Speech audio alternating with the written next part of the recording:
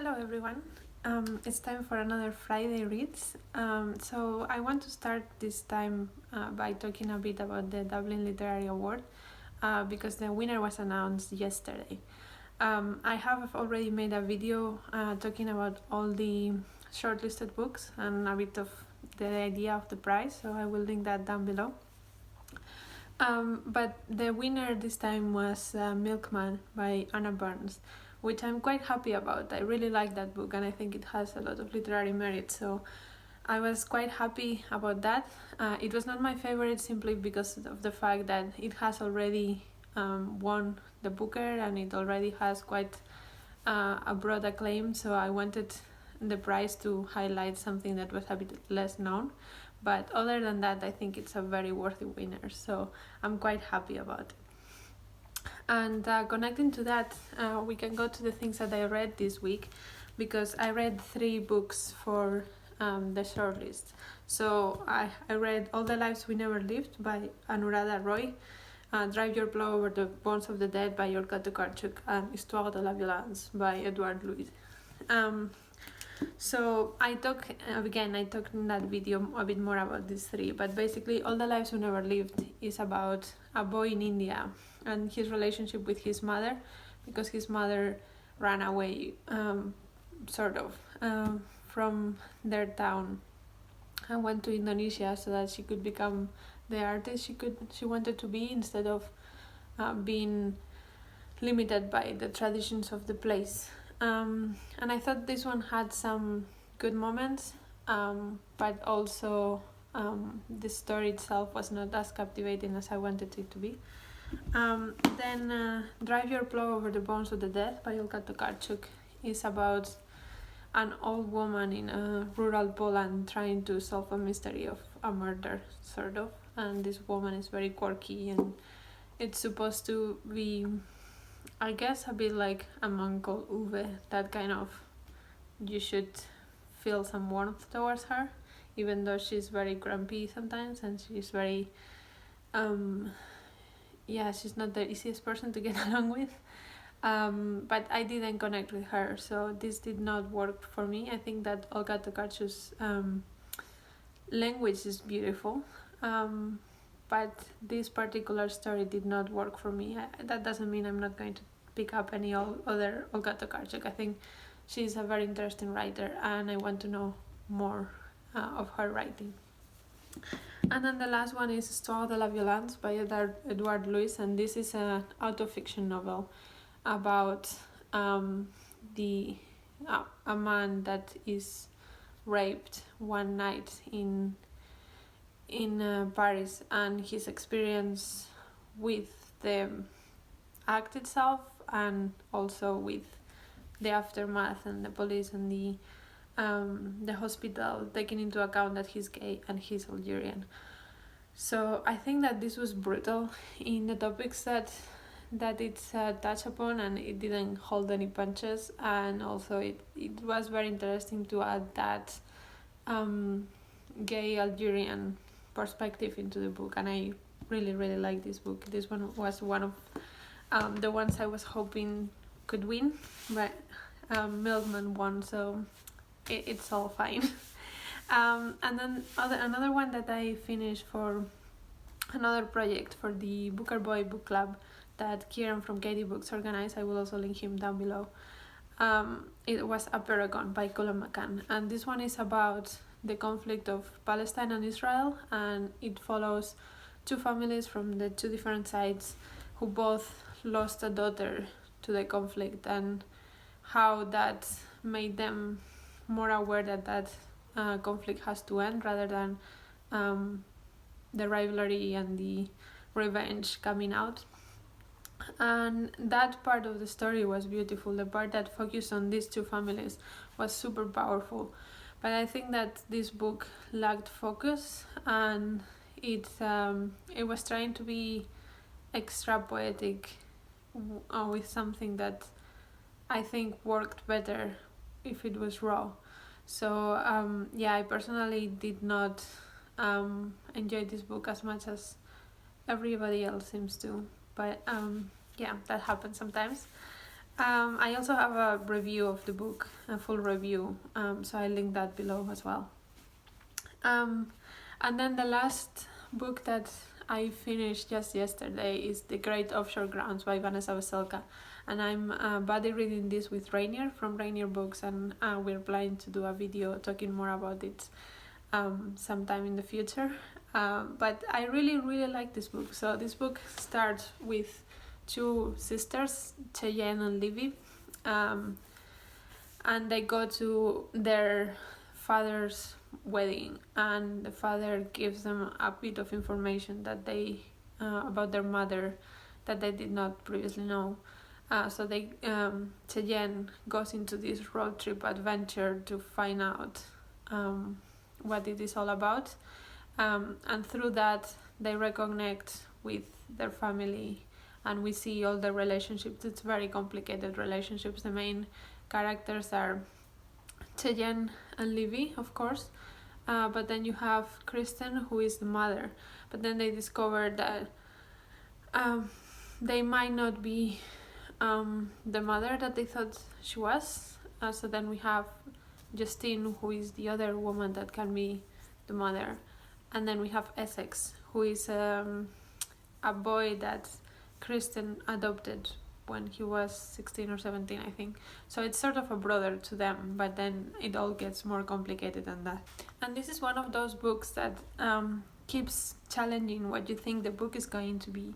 A little bit like Stay With Me by Adobami Adebayo, that it has this plot twist in a way, not exactly like a thriller, but it has this twist that keep surprising you and keeping you engaged, which I think this book really achieved. But also it has deeper conversations about social issues. There is a lot of feminist topics that are discussed here, which I really liked.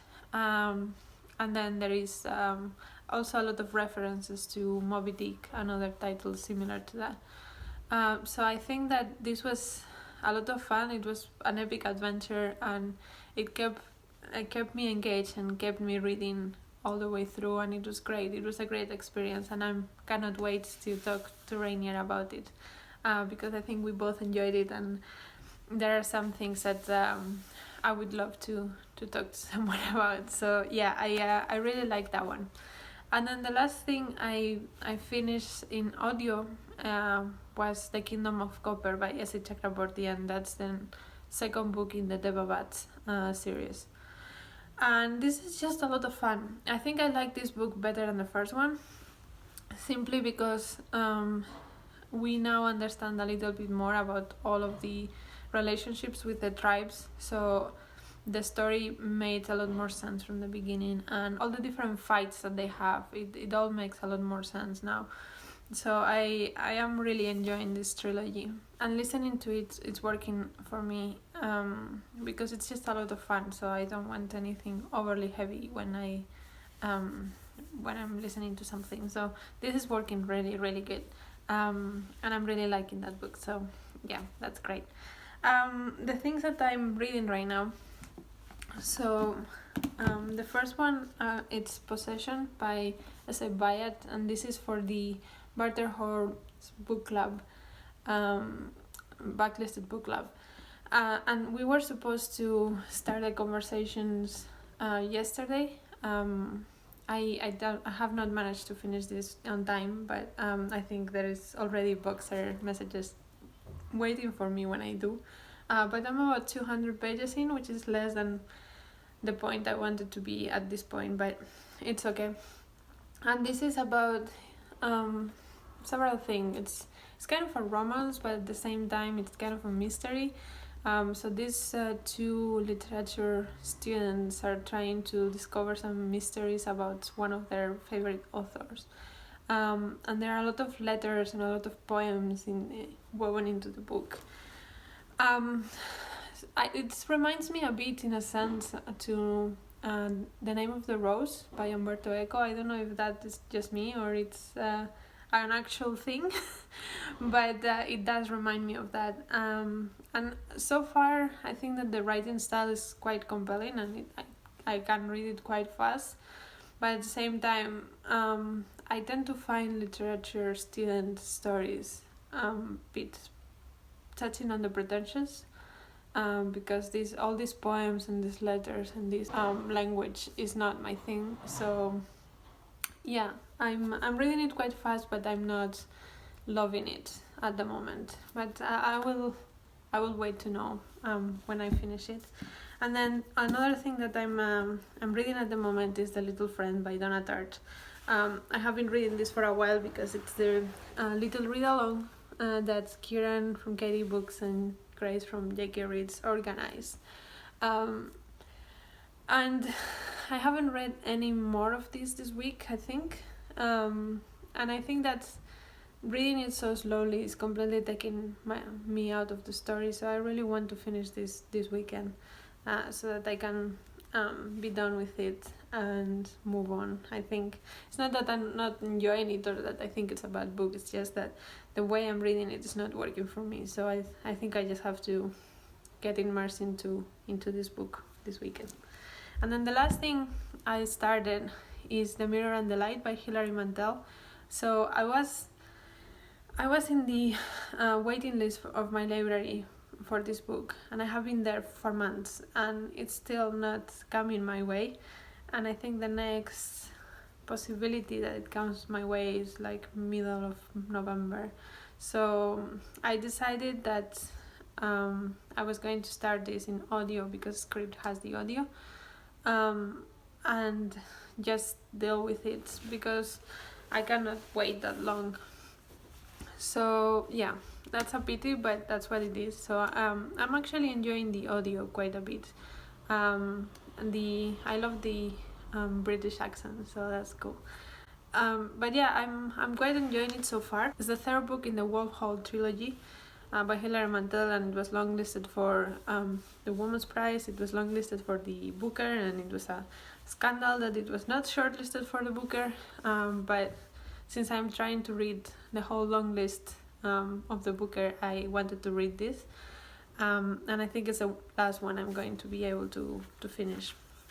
I have another book that I have to read for that project, but this one is probably going to be the last that I finish. But yeah, I'm liking it so far. I think that the writing is beautiful and it's very complex in what it's trying to do. I think the reason it's not like my absolute favorite is just because there is a lot of royal gossip from 500 years ago, and I'm not interested in royal gossip now, so I'm also not super interested in royal gossip from 500 years ago. But the way that the book is done, it's really good. So yeah, I'm hoping that I enjoyed that one. It's a super long audiobook, but I'll go through that slowly.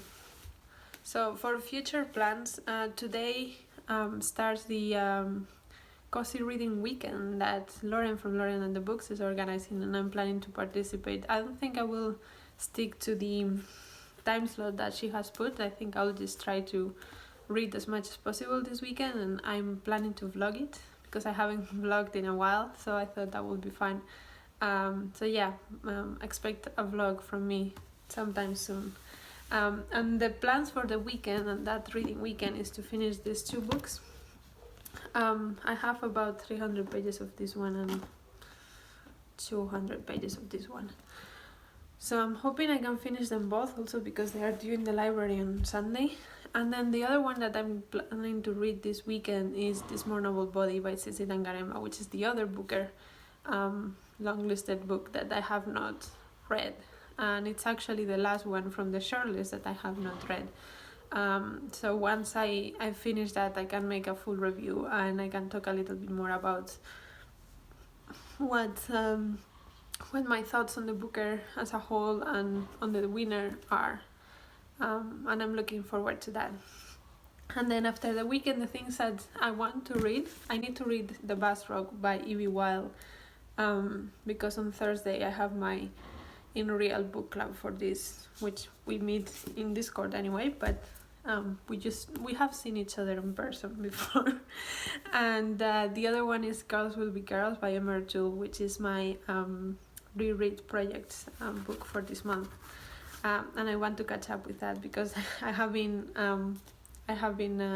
slacking on my rereads, so I want to read that one next week. And yeah, that is all.